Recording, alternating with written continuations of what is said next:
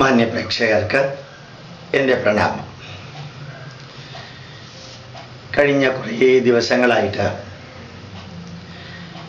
കേരളത്തിൻ്റെ വിവിധ ഭാഗങ്ങളിൽ പ്രഭാഷണങ്ങൾക്കായി പോകാനുള്ള ഭാഗ്യം കിട്ടിയിരുന്നു. കോട്ടയത്ത് തിരുനക്കരയിൽ നടന്ന ഭാഗവത സത്രത്തിലും, വടക്കാഞ്ചേരിക്കടുത്ത് പറളിക്കാട് നടന്ന ഭാഗവത സത്രത്തിലും, ചെറുകോൽപ്പുഴയിൽ ഹിന്ദുമത സമ്മേളനത്തിലും, മിനിഞ്ഞാന്ന് തഥാതൻ്റെ അവിടെ പാലക്കാട് ധർമ്മസൂയ യാഗത്തിലും, അതുപോലെ കുറച്ചുകൂടി ചെറിയ സദസ്സുകളിലും നമ്മുടെ നാടിൻ്റെ പൈതൃകത്തെക്കുറിച്ചും മൂല്യങ്ങളെക്കുറിച്ചും ഗ്രന്ഥങ്ങളെക്കുറിച്ചും ആചാരങ്ങളെക്കുറിച്ചുമെല്ലാം സാമാന്യം ഗഹനമായ രീതിയിൽ ക്ലാസ്സുകൾ എടുക്കാനുള്ളൊരു ഭാഗ്യം എനിക്ക് കിട്ടി. അത് നിരന്തരം തുടരുകയും ചെയ്യുന്നുണ്ട്. അവിടെയെല്ലാം കാണാൻ സാധിച്ച അത്യപൂർവം ആയിട്ടുള്ള ഒരു ദൃശ്യം, ഏറ്റവും അധികം സ്ത്രീകൾ പങ്കെടുത്ത പരിപാടികളായിരുന്നു ഭൂരിഭാഗവും. 60-65% സ്ത്രീകളായിരുന്നു. വളരെ വലിയ പരിപാടികളിൽ ആയിരക്കണക്കിന് എന്ന നിലയിൽ തന്നെ ഇപ്പോൾ ഞാൻ പറഞ്ഞ സദസ്സുകളിലെല്ലാം ഉണ്ടായിരുന്നത്. ചെറിയ സദസ്സുകളിൽ അനവധി പോയിട്ടുണ്ട്. കഴിഞ്ഞ 2 മാസങ്ങളായിട്ട് ഒരു 60 സദസ്സുകളിലെങ്കിലും ക്ലാസ് എടുക്കാനായിട്ട് പോകുമ്പോൾ അവിടെയും ഏറ്റവും അധികം സ്ത്രീകളും, പിന്നെ പതിവില്ലാത്ത വിധത്തിൽ യുവാക്കളും, വിവിധ മതങ്ങളിൽപ്പെട്ട വ്യത്യസ്ത വീക്ഷണ വിശ്വാസങ്ങളൊക്കെ ഉള്ളവരും അതിൽ പങ്കെടുക്കുകയുണ്ടായി. ഞാൻ മാതാപിതാക്കളിൽ അമ്മമാര്, സ്ത്രീകൾ പങ്കെടുത്ത ആ ഒരു ദൃശ്യം വളരെ വളരെ മൂല്യവത്തായിട്ട് കാണാനും വിവരിക്കാനും ആഗ്രഹിക്കുകയാണ്. ഒരു സമൂഹത്തിൽ മാറ്റം ഉണ്ടാവണമെങ്കിൽ, ഒരു വീട്ടിൽ മാറ്റം ഉണ്ടാവണമെങ്കിൽ, ഭർത്താവിൽ മാറ്റം ഉണ്ടാവണമെങ്കിൽ, മക്കളിൽ മാറ്റം ഉണ്ടാവണമെങ്കിൽ, അതുപോലെ ഒരു രാഷ്ട്രത്തിൽ മാറ്റം ഉണ്ടാവണമെങ്കിൽ ഏറ്റവും ആദ്യം മാറേണ്ടത് വ്യക്തികളുടെ മനസ്സാണ് എന്ന് ഞാൻ നിരന്തരം പറയാറുണ്ട്. When the mind changes, thoughts will change. When the thoughts changes, automatically action will change. Then the result and the reward will change. മനസ്സ് തിന്മയിൽ നിന്ന് നന്മയിലേക്ക് പോയാൽ മനസ്സിൽ നിന്ന് വരുന്ന ചിന്തകളും തിന്മയിൽ നിന്ന് നന്മയിലേക്ക് പോകും. ചിന്തകളുടെ അടിസ്ഥാനത്തിൽ നമ്മൾ ചെയ്യുന്ന എല്ലാ പ്രവൃത്തികളും തിന്മയിൽ നിന്ന് നന്മയിലേക്ക് പോകും. ഈ ലോകം എന്ന് പറയുന്നത് നമ്മളെ പോലെയുള്ള എല്ലാവരുടെയും പ്രവൃത്തികളുടെ, കർമ്മങ്ങളുടെ ആകത്തുകയാണ്. ആ പ്രവൃത്തി അഥവാ കർമ്മങ്ങൾ നന്നായാൽ കർമ്മഫലങ്ങൾ നന്നാവും, കർമ്മത്തിൻ്റെ പ്രതിഫലങ്ങൾ നന്നാവും.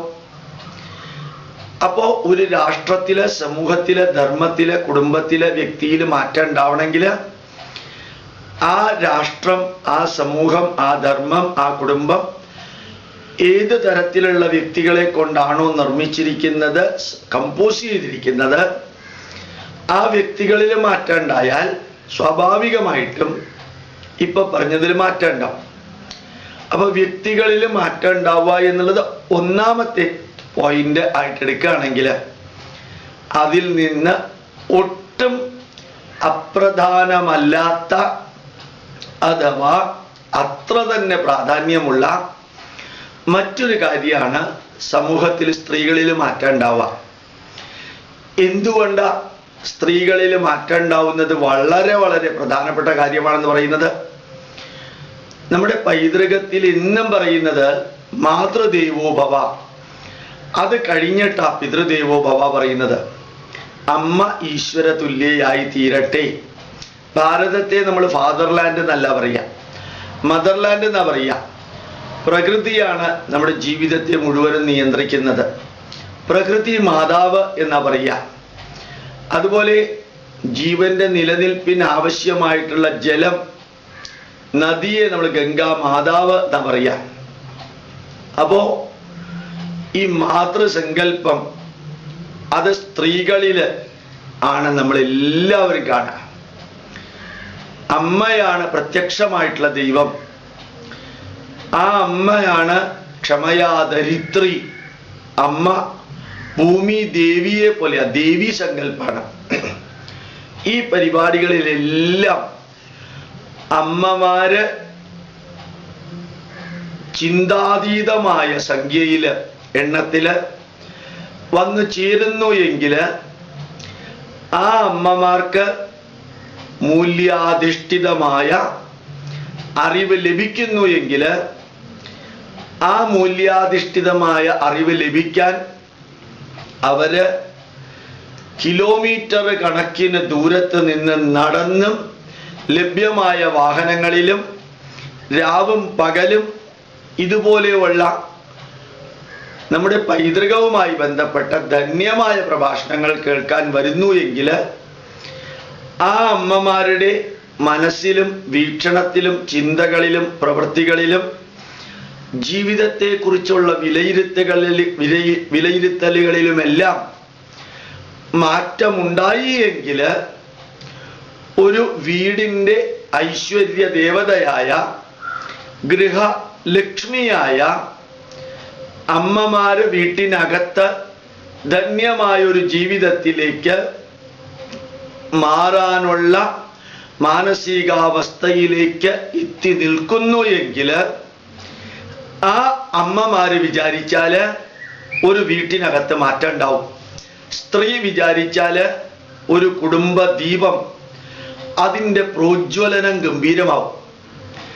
ആ അമ്മയുടെ മക്കളെ ഞാൻ എന്നും പറയാറുള്ളത് പോലെ ധന്യമായ ചെറുതും വലുതുമായ കഥകൾ പറഞ്ഞുകൊടുത്ത് കഥകളിലൂടെ മഹാന്മാരുടെ ജീവിതാനുഭവങ്ങളിലൂടെ അതുപോലെ തന്നെ സന്ദേശങ്ങളിലൂടെ ജീവിത യാഥാർത്ഥ്യങ്ങളിലൂടെ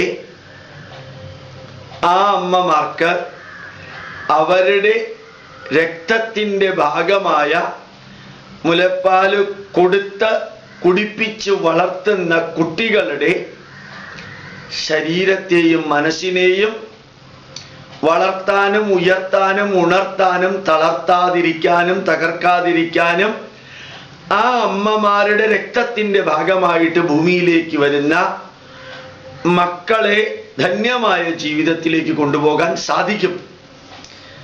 ഒരു തരത്തില് അമ്മമാർക്കേ സാധിക്കുള്ളൂ. ആ അമ്മയാണ് ഒരു കുട്ടിയെ സംബന്ധിച്ചിടത്തോളം എല്ലാം. സംസാരിക്കാൻ കുട്ടി തയ്യാറാകുന്നതിന് മുമ്പ് ആ കുട്ടിയുടെ കരച്ചില് എന്തിനു വേണ്ടിയിട്ടുള്ള കരച്ചിലാണെന്ന് വിലയിരുത്താൻ ഈ ലോകത്തിലെ അമ്മയ്ക്കല്ലാതെ വേറെ ആർക്കും സാധിക്കില്ല. ആ അമ്മ കുട്ടി ഭയപ്പെട്ടിട്ടാണോ കരയുന്നത്, വേദനിച്ചിട്ടാണോ കരയുന്നത്, വിശന്നിട്ടാണോ കരയുന്നത്, അല്ല ദേഷ്യം കൊണ്ടാണോ കരയുന്നത്, ഇതെല്ലാം കരച്ചിലിൻ്റെ വ്യത്യാസത്തിൽ തിരിച്ചറിയാൻ സാധിക്കുന്ന മാതാപിതാക്കൾക്കറിയണം. അതില് അമ്മയ്ക്കറിയണം ആ കുട്ടിയെ ധന്യമായ ജീവിതത്തിലേക്ക് കൈപിടിച്ച് നടത്തിക്കാൻ എന്തെല്ലാം കൊടുക്കണം എന്ന്. മറ്റൊരർത്ഥത്തില് ശാരീരികമായ വളർച്ചയ്ക്ക് നന്മ നിറഞ്ഞ ഭക്ഷണങ്ങൾ കൊടുക്കാൻ കഴിവുള്ള അമ്മൂമ്മമാരും ഉണ്ടായിരുന്നു. അവര് മക്കളെ വളർത്തിയിരുന്നതിന് ഇന്നത്തെ modern medical science grand mass technology എന്ന് പറയാറുണ്ട്. ഇന്നത്തെ മോഡേൺ MBBS MD പഠിച്ച ഡോക്ടർമാർക്ക് പോലും അറിയാതെ നീ ആദിയിലേക്ക് വരും എന്ന ഒരു പാട്ടിന്റെ ഭാഗമായിട്ട് അമ്മൂമ്മമാരെങ്ങനെയാണോ മക്കളെ വളർത്തിയിരുന്നത്, കൊച്ചുമക്കളെ വളർത്തിയിരുന്നത്, അതുപോലെ വളർത്തിയാൽ മതി എന്ന് പറയുന്ന ലെവലിലേക്ക് വളരെ പെട്ടെന്ന് ശാസ്ത്രം മാറിക്കൊണ്ടിരിക്കുന്ന കാലഘട്ടത്തില് ശരീരത്തിന്റെ വളർച്ചയ്ക്ക് ആവശ്യമായിട്ടുള്ളതെല്ലാം അമ്മൂമ്മമാര് മക്കൾക്കും മക്കളിൽ നിന്ന് കൊച്ചുമക്കൾക്കും പകരുന്നത് പോലെ അതേ അമ്മൂമ്മമാര് കൊടുക്കുന്ന, അമ്മമാരിലൂടെ കൊടുക്കുന്ന മനസ്സിന്റെ വളർച്ചയ്ക്ക് ആവശ്യമായിട്ടുള്ള ധന്യമായ ചിന്താധാരകള് തലമുറകളിൽ നിന്ന് തലമുറകളിലേക്ക് കൈമാറിയിരുന്ന ഒരു കാലം പെട്ടെന്ന് ഒരു 2-3 ദശാബ്ദക്കാലം അറിയാതെയോ അറിഞ്ഞോ നിന്നുപോയി. ആ 2-3 ദശാബ്ദക്കാലത്ത് നമ്മൾ ചിന്തിച്ചു പാശ്ചാത്യരുടെ വീക്ഷണമാണ് ശരി, പാശ്ചാത്യർ പറഞ്ഞതാണ് ശരി, അതാണ് സയൻസ്, അതാണ് 21-ാം നൂറ്റാണ്ടിൽ ആവശ്യമുള്ളത്, ആ പാശ്ചാത്യ വീക്ഷണമാണ് ശരിക്ക് ഒരു ധന്യമായ ജീവിതം നയിക്കാൻ ആവശ്യമുള്ളതെന്ന് തെറ്റിദ്ധരിച്ച് അതിലേക്ക് പോയിക്കൊണ്ടിരിക്കുന്ന നമ്മള് അവര് പാശ്ചാത്യ ലോകം ഭാരതീയമായ എല്ലാത്തിനെയും സ്വീകരിക്കുമ്പോൾ ആ സ്വീകരിച്ചത് അല്പം അഡീഷനും ഡെലീഷനും മോഡിഫിക്കേഷനും കറക്ഷനും വരുത്തിയിട്ട് പാശ്ചാത്യ ലോകം അവരുടെ വീടുകളില് കുടുംബങ്ങളില് അത് പ്രതിഷ്ഠിക്കുമ്പോൾ നമ്മൾ അഡീഷനും ഡെലീഷനും മോഡിഫിക്കേഷനും കറക്ഷനും വരുത്താതെ പാശ്ചാത്യമായിട്ടുള്ളത് ബ്ലൈൻഡായിട്ട് ഈ നാട്ടിലേക്ക് കൊണ്ടുവന്ന് കുറെ പുരോഗമനവാദികളുടെ തിന്മ നിറഞ്ഞ ആഹ്വാനങ്ങളും സ്വീകരിച്ച്, അതുപോലെ മോഡേൺ എന്ന് പറഞ്ഞു കഴിഞ്ഞാൽ സയന്റിഫിക് ആണെന്ന് തെറ്റിദ്ധരിച്ച്, പൈതൃകം എന്ന് പറഞ്ഞാൽ പിന്തിരിപ്പനാണെന്ന് തെറ്റിദ്ധരിച്ച്, സംസ്കൃതവും വേദവും ആചാരങ്ങളും സന്ദേശങ്ങളും ഈശ്വര വിശ്വാസവും എന്ന് പറഞ്ഞാൽ വർഗീയമാണെന്ന് തെറ്റിദ്ധരിച്ച് നമ്മൾ കുറേ കാര്യങ്ങൾ അങ്ങോട്ട് ഉപേക്ഷിച്ചു കഴിഞ്ഞപ്പോഴാണ് നമ്മൾ തിരിച്ചറിയാൻ തുടങ്ങിയിരിക്കുന്നത്. കഴിഞ്ഞൊരു 10 വർഷമായിട്ടെന്ന് വേണമെങ്കിൽ പറയാം,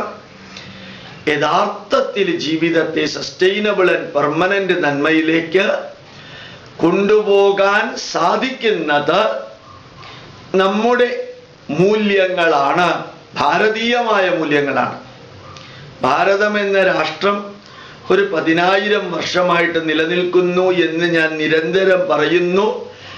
ഏതൊന്നും കാലത്തിൻ്റെ കരാളഹസ്തങ്ങൾ അടിച്ചു തെറിപ്പിക്കാതെ അത് കാലത്തിൻ്റെ സപ്പോർട്ടോടുകൂടി നിലനിൽക്കുന്നു എങ്കിൽ അത് കാലമാണ് നിലനിർത്തുന്നത്, മനുഷ്യനല്ല. മനുഷ്യനെ എത്ര ശ്രമിച്ചാലും പലതും നിലനിർത്താൻ സാധിച്ചു എന്ന് വരില്ല. കാലത്തിനും ദേശത്തിനും പ്രകൃതിക്കും വിരുദ്ധമായതെല്ലാം, അത് ഒസാമ ബിൻ ലാദൻ ആയാലും ഗദ്ദാഫി ആയാലും പോൾപോട്ട് ആയാലും സദ്ദാം ഹുസൈൻ ആയാലും വീരപ്പനായാലും ചെമ്പൽക്കാട്ടിലെ കൊള്ളക്കാരാണെങ്കിലും രാഷ്ട്രീയക്കാരാണെങ്കിലും ഏത് മതത്തിൽപ്പെട്ടവരാണെങ്കിലും അസത്യം, അധർമ്മം, അനീതി, അന്യായത്തിനെ പ്രകൃതി ഒരു കാരണവശാലും നിലനിർത്താൻ അനുവദിക്കില്ല. അത് പ്രകൃതി തട്ടിത്തെറിപ്പിച്ചിട്ടുണ്ടാവും എന്നുള്ളത് ഉറപ്പാണ്. അങ്ങനെയുള്ള പ്രകൃതി ഒരു 10,000 വർഷമായിട്ട് സനാതന ധർമ്മത്തെ ഒരു മിഷണറിയും ഒരു പോപ്പും ഒരു ആധികാരികമായ ആത്യന്തികമായ മതാചാര്യനുമില്ലാതെ ഈ ധർമ്മത്തെ നിലനിർത്തിയിട്ടുണ്ടെങ്കിൽ ഒരു 950 വർഷത്തെ വിദേശ ആക്രമണത്തിന് ശേഷവും ഇതിന്നും നിലനിൽക്കുന്നുണ്ടെങ്കിൽ, ഇത് ലോകമെമ്പാടും ഇന്നും പ്രചരിപ്പിക്കുന്നുണ്ടെങ്കിൽ ജനങ്ങൾ സ്വന്തം മനസ്സിൽ നിന്ന് അത് ജീവിത മൂല്യങ്ങളുടെ ഭണ്ഡാരമാണ്. ആ ഭണ്ഡാരം ഒന്ന് തുറക്കുമ്പോൾ ആ തുറക്കുന്നതിൽ നിന്ന് ലഭിക്കുന്ന അറിവിൻ്റെ ധാന്യങ്ങള്, ധനം, അറിവിൻ്റെ ധനം, അതാണ് പലപ്പോഴും പാലക്കാട് തഥാതന്റെ ധർമ്മസൂയ യാഗത്തിൽ കാണാൻ സാധിച്ചത്. അതിഗംഭീരമായിട്ട് കാണാൻ സാധിച്ചു. അതാണ് തിരുനക്കരയിൽ ഭാഗവത സത്രത്തിന്റെ മഹത്വമേറിയ വേദികളില് അന്ധവിശ്വാസങ്ങളും ദുരാചാരങ്ങളും എല്ലാം കുറച്ച് അഥവാ ഇല്ലാതെയാക്കി അറിവ് മാത്രം കൊടുക്കാൻ സാധിക്കുന്ന കാഴ്ച കണ്ടത്. അതാണ് പാർലിക്കാട് വടക്കാഞ്ചേരിക്കടുത്ത് ഭൂമാനന്ദ സ്വാമിയുടെ നേതൃത്വത്തിൽ നടന്ന ഭാഗവത സത്രം കഴിഞ്ഞ 7-8 വർഷമായിട്ട് നടക്കുന്നത് കാണാൻ സാധിച്ചത്. അതാണ് ചെറുകോൽപ്പുഴയില് ഗംഭീരമായ സനാതന ധർമ്മത്തിന്. അവിടെയെല്ലാം ഞാൻ ഈ സന്ദേശം നൽകുന്നതിൻ്റെ തുടക്കത്തിൽ പറഞ്ഞതുപോലെ വന്ന് നിറഞ്ഞിരുന്നത് സ്ത്രീകളാണെങ്കിൽ എനിക്ക് ഏറ്റവും അത്ഭുതം തോന്നിയത് ചെറുകോൽപ്പുഴയിലെ കാര്യമാണ്. അവിടേക്ക് പോവാൻ ബസ്സില്ല. അവിടേക്ക് എത്തിയാൽ രാത്രി 9 മണിക്ക് പ്രഭാഷണം തീരുമ്പോൾ തിരിച്ചു പോകാൻ യാതൊരു വാഹന സൗകര്യവും ഇല്ലാതെ, ഒരു കപ്പ് ചായ കുടിക്കാൻ ഹോട്ടൽ പോലും ഇല്ലാതെ, അങ്ങനെയുള്ളൊരു ചുറ്റുപാടിൽ ഒരു 6000-7000 പേര് രാത്രി 7 തൊട്ട് 9 മണി വരെയുള്ള പ്രഭാഷണം കേൾക്കാൻ വന്നിരുന്നു എങ്കിൽ അതിനകത്ത് ഭൂരിഭാഗവും അമ്മമാരും യുവാക്കളും യുവതികളും ആയിരുന്നു എന്ന് ഞാൻ കണ്ടപ്പോൾ എനിക്ക് തോന്നി. ആ അമ്മമാരെങ്ങനെയാണോ മക്കളെ ശാരീരികമായ വളർച്ചയ്ക്ക് ആവശ്യമായിട്ടുള്ള ഭക്ഷണം കൊടുത്ത് ആരോഗ്യമുള്ള മക്കളാക്കി വളർത്തുന്നത്, അതേ അമ്മമാർക്ക് ഇതേപോലെയുള്ള വേദികളിൽ നിന്ന് കിട്ടുന്ന ധന്യമായ നന്മകള്, അത് ഞാൻ നേരത്തെ പറഞ്ഞ പോലെ കഥകളായിട്ടും അനുഭവങ്ങളായിട്ടും സന്ദേശങ്ങളായിട്ടും ജീവിത യാഥാർത്ഥ്യങ്ങളായിട്ടും, ഈ 4 വാക്കുകൾ നിങ്ങൾ മറക്കരുത് എന്നുള്ളത് കൊണ്ടാണ് വീണ്ടും വീണ്ടും ആവർത്തിക്കുന്നത്. സ്റ്റോറീസ്, എക്സ്പീരിയൻസസ്, അതുപോലെ തന്നെ മെസ്സേജസ് ആൻഡ് ട്രൂത്ത്, ഫാക്ട്. ഈ 4 എണ്ണം അമ്മമാരത് കേട്ട് അത് ബുദ്ധിക്കും യുക്തിക്കും ശാസ്ത്രത്തിനും നിരക്കുന്ന വിധത്തില് ദൈവഭയം ഇല്ലാതെ ഈശ്വര ഭക്തിയോടുകൂടി അത് നല്ല രീതിയിൽ ഉൾക്കൊണ്ട് അന്ധവിശ്വാസങ്ങളും ദുരാചാരങ്ങളും അതിനകത്തേക്ക് കയറ്റാതെ ഏത് ഒരു ആചാരവും വിശ്വാസവും ഗ്രന്ഥത്തിലെ വരികളും 21ാം നൂറ്റാണ്ടിന് അനുയോജ്യമായ വിധത്തില് സയന്റിഫിക്കലി ഇന്റർപ്രറ്റ് ചെയ്ത് സയന്റിഫിക്കലി അതിനെ റിഫൈൻ ചെയ്ത്, രണ്ടും വേണം. സയന്റിഫിക്കലി ഇന്റർപ്രറ്റ് ചെയ്യുകയും വേണം.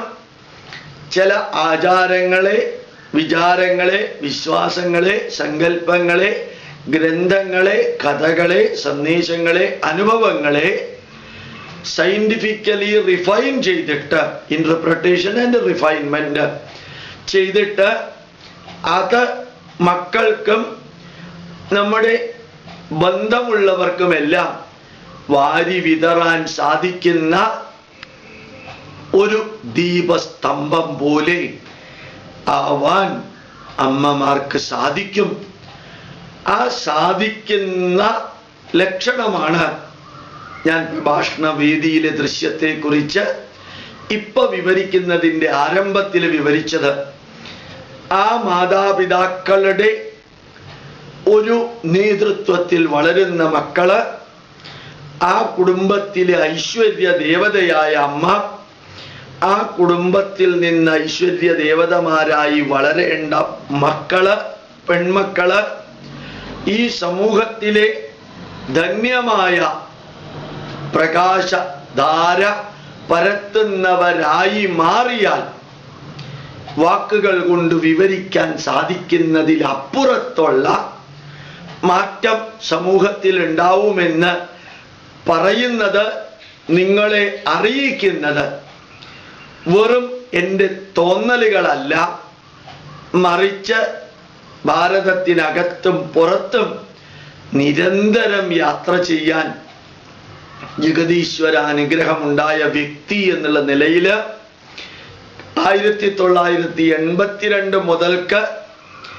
അനവധി വേദികളിലും 1999 മുതൽക്ക് നിരന്തര യാത്രയിലൂടെയും കാണാൻ സാധിച്ച സദസ്സിൽ ഉണ്ടാകുന്ന വ്യത്യാസം, വ്യക്തികളിൽ ഉണ്ടാകുന്ന വ്യത്യാസം, അതിനുണ്ടാവുന്ന കാരണം എല്ലാം മനസ്സിനകത്ത് വിശകലനം ചെയ്തിട്ടാണ് അമ്മമാര് മാറിയാൽ, മാതൃധർമ്മം അനുഷ്ഠിച്ചാൽ, മാതൃ സന്ദേശം മക്കൾക്ക് കൊടുത്ത് മക്കൾക്ക് പുത്രധർമ്മവും പുത്രീധർമ്മവും വിവരിച്ചു കൊടുക്കാൻ ചെറുപ്പം മുതൽക്ക് തന്നെ ആ കുട്ടികളുടെ മനസ്സിൽ നന്മകള് നിറയ്ക്കാൻ അമ്മയ്ക്ക് സാധിച്ചാൽ ആ രാഷ്ട്രം, ആ സമൂഹം ധന്യമാകാതിരിക്കില്ല.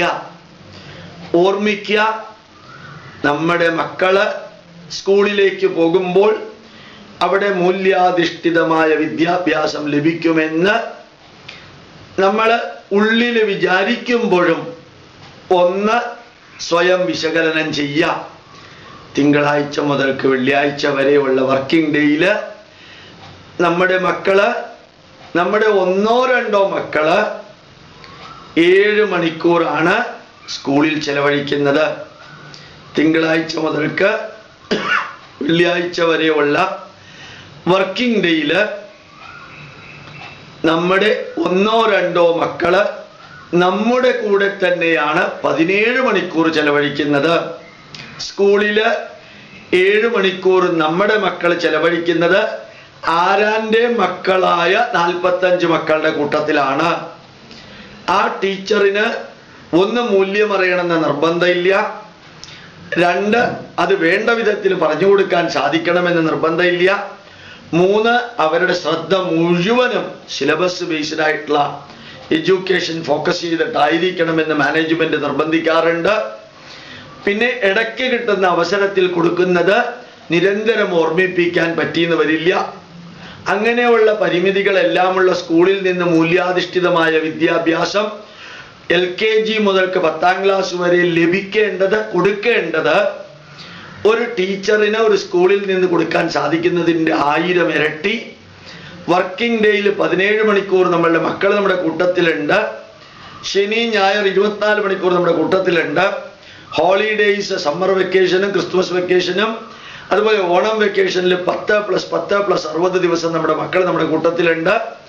അപ്പോഴെല്ലാം നമുക്ക് ഈ അമ്മമാർക്ക് ഭാരതീയ പൈതൃകത്തിൻ്റെ കഥകള്, ഇതിഹാസത്തിലെ അനുഭവങ്ങള്, വേദത്തിലെ സന്ദേശങ്ങള്, ഉപനിഷത്തുക്കളിലെ ജീവിത യാഥാർത്ഥ്യങ്ങള് ഒരു സ്പൂണില് എടുത്ത് തീർത്ഥം കൊടുക്കുന്നത് പോലെ മക്കൾക്ക് കൊടുക്കാൻ സാധിച്ചാൽ ആ മക്കള് ആ അമ്മയുടെയും അച്ഛൻ്റെയും ധന്യമായ തലമുറയില് സ്വത്തും അറിവും ധാർമ്മികതയും മൂല്യങ്ങളും തലമുറകളിൽ നിന്ന് തലമുറകളിലേക്ക് കൈമാറിയ ഭാരതീയ പൈതൃകത്തിൻ്റെ ആധാരശിലകളിലേക്ക് വിളക്ക് കത്തിക്കാൻ യോഗ്യതയുള്ളവരായി തീരാതിരിക്കില്ല.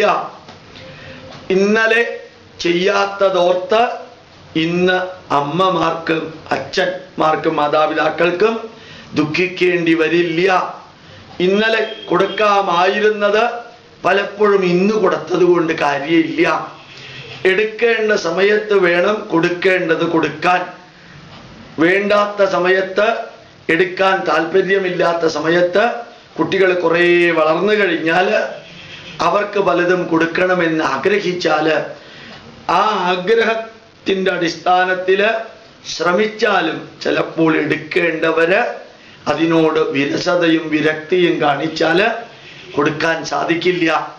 അതുകൊണ്ട് ഒരു ടെൻഷനും എടുക്കാതെ എങ്ങനെയാണോ സ്കൂളിൽ പഠിപ്പിക്കുന്ന കാര്യങ്ങള് അമ്മമാര് മക്കളെ ശ്രദ്ധയോടുകൂടി ജീവിതത്തിലെ സമയവും ഊർജവും സമ്പത്തും ത്യാഗം ചെയ്ത് മക്കൾക്ക് മോഡേൺ നോളജ് കൊടുക്കുന്നത്, അതിൻ്റെ കൂട്ടത്തില് ഒരു 10% മൂല്യാധിഷ്ഠിതമായ കഥകളും അനുഭവങ്ങളും സന്ദേശങ്ങളും ജീവിത യാഥാർത്ഥ്യങ്ങളും കൂട്ടത്തിൽ കൊടുക്കാൻ സാധിച്ചാൽ നമ്മുടെ മക്കളുടെ ജീവിതം ബ്യൂട്ടിഫുൾ ആക്കാൻ, ഡ്യൂറബിൾ ആക്കാൻ, സ്ട്രോങ് ആക്കാൻ മറ്റൊരു ആൾട്ടർനേറ്റീവും വേണ്ടി വരില്ല എന്ന് അനുഭവത്തിൻ്റെ വെളിച്ചത്തിൽ നിങ്ങളുടെ മുമ്പിൽ ഞാൻ സമർപ്പിക്കുകയാണ്.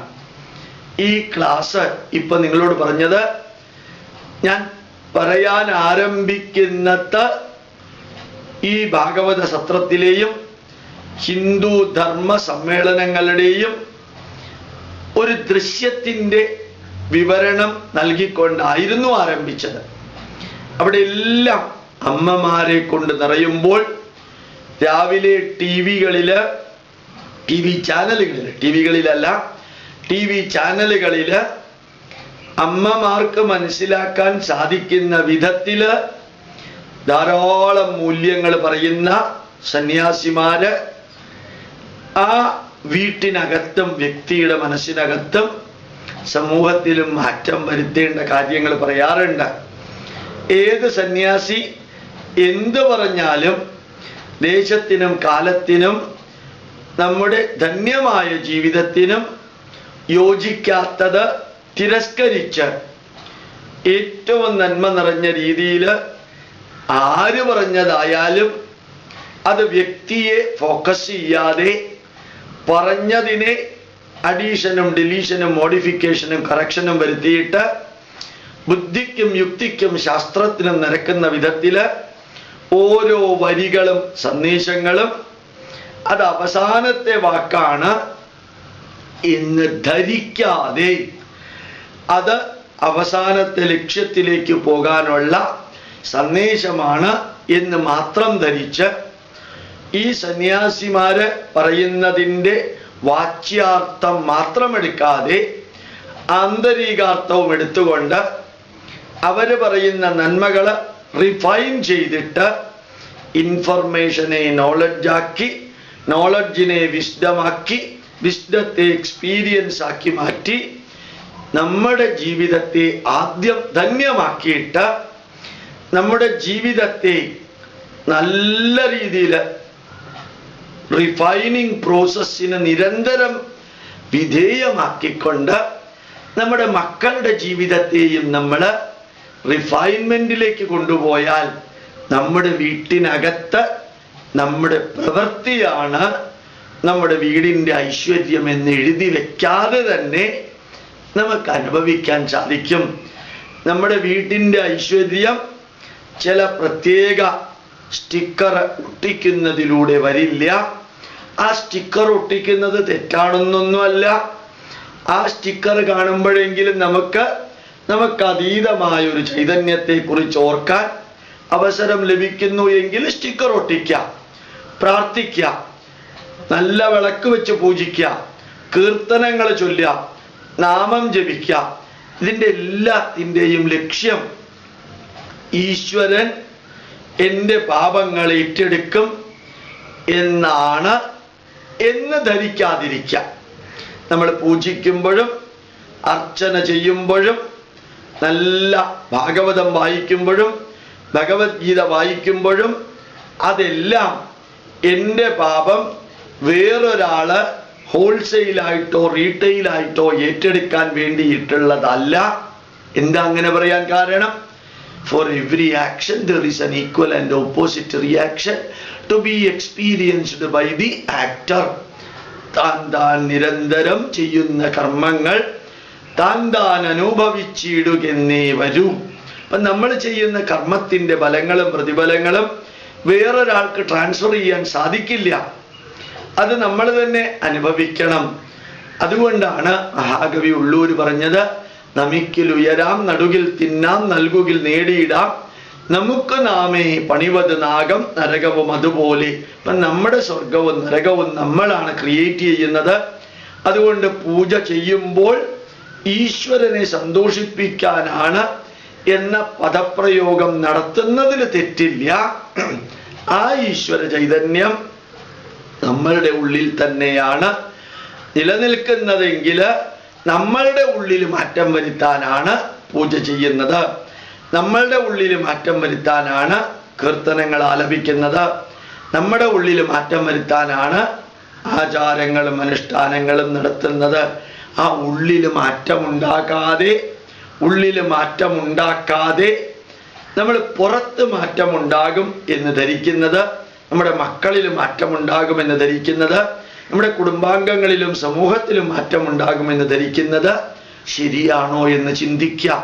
അപ്പൊ നമ്മളിൽ മാറ്റം ഉണ്ടാവാനാണ് ഈ ക്ഷേത്ര ദർശനം, വിഗ്രഹാരാധന, കഥകൾ കേൾക്കല്, ഭാഗവതം വായിക്കല്, നാമം ജപിക്കല്, ധ്യാനിക്കല്, ഇതെല്ലാം നമ്മുടെ മനസ്സിനെ മാറ്റി, ചിന്തകളെ മാറ്റി, നമ്മൾ ഓരോ ദിവസവും ചെയ്യുന്ന പ്രവൃത്തികളില് നന്മകൾ നിറച്ചുകൊണ്ട് അനുദിനം ഉദ്ധരേതാത്മനാത്മാനം നമുക്ക് നമ്മളെ ഉയർത്താൻ സാധിക്കുന്ന ലെവലിലേക്ക് അമ്മമാര്, മാതാക്കന്മാര് എത്തിക്കൊണ്ടിരിക്കുന്ന ആ ദൃശ്യത്തിൽ നിന്ന് അസാധാരണമായ ആത്മസംതൃപ്തിയോടുകൂടി പറയട്ടെ, കുടുംബത്തിൽ മാറ്റമുണ്ടാക്കാൻ സാധിക്കും.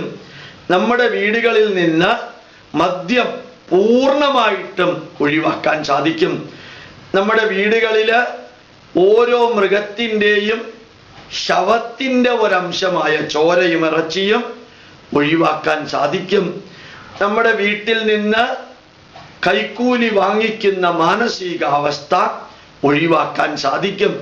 നമ്മുടെ വീട്ടില് അസത്യവും അധർമ്മവും അനീതിയും അന്യായവും മനസ്സിൽ നിന്ന് പൊട്ടിമുളയ്ക്കുന്നത് ഒഴിവാക്കാൻ സാധിക്കണമെങ്കിൽ ഗൃഹലക്ഷ്മിയായ അമ്മ, സഹോദരി, മകള് ഈ 3 പേരില് മാറ്റമുണ്ടായാൽ അടിമുടി നമ്മുടെ വീട്ടിലും നമ്മുടെ സമൂഹത്തിലും രാഷ്ട്രത്തിലും മാറ്റമുണ്ടാവാതിരിക്കില്ല. അമ്മമാര് മാത്രമാണ് മാറേണ്ടത് എന്ന അർത്ഥത്തിലല്ല പറഞ്ഞത്. മകനോ പിതാവോ സഹോദരനോ അവരെക്കാൾ എത്രയോ ഉയർന്ന അവസ്ഥയിലാണ് ഞാൻ ഇന്നും പറയാൻ ആഗ്രഹിക്കാറുള്ളത്. അച്ഛനേക്കാൾ മക്കളുടെ മനസ്സിൽ എന്നും നിലനിൽക്കുന്നത് അമ്മയാണ്. സഹോദരനേക്കാൾ സഹോദരന്മാരുടെ മനസ്സിൽ നിറഞ്ഞിരിക്കുന്നത് സഹോദരിയാണ്. മകനേക്കാൾ എന്നും ഉയർന്നിരിക്കുന്നത് മകളാണ്.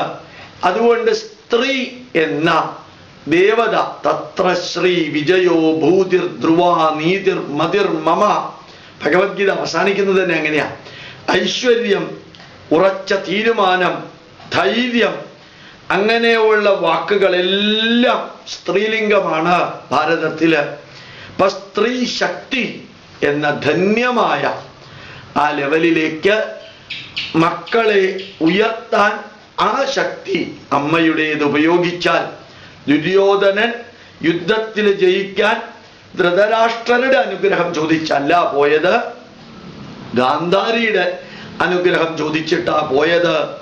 ആ അമ്മ ദുര്യോധനനെ അനുഗ്രഹിച്ചതാകട്ടെ യതോ ധർമ്മ തതോ ജയ, എവിടെയാണോ ധർമ്മമുള്ളത് അവിടെ ഈ ജയമുണ്ടാവുള്ളൂ എന്ന് കണ്ണുകെട്ടി നടന്ന അമ്മ മക്കളെ അനുഗ്രഹിച്ചപ്പോഴും അമ്മയുടെ അനുഗ്രഹം, പാണ്ഡവര് ശക്തന്മാരായിട്ടും കുന്തിയുടെ അനുഗ്രഹത്താലാണ് അവര് മുമ്പോട്ട് പോയത്.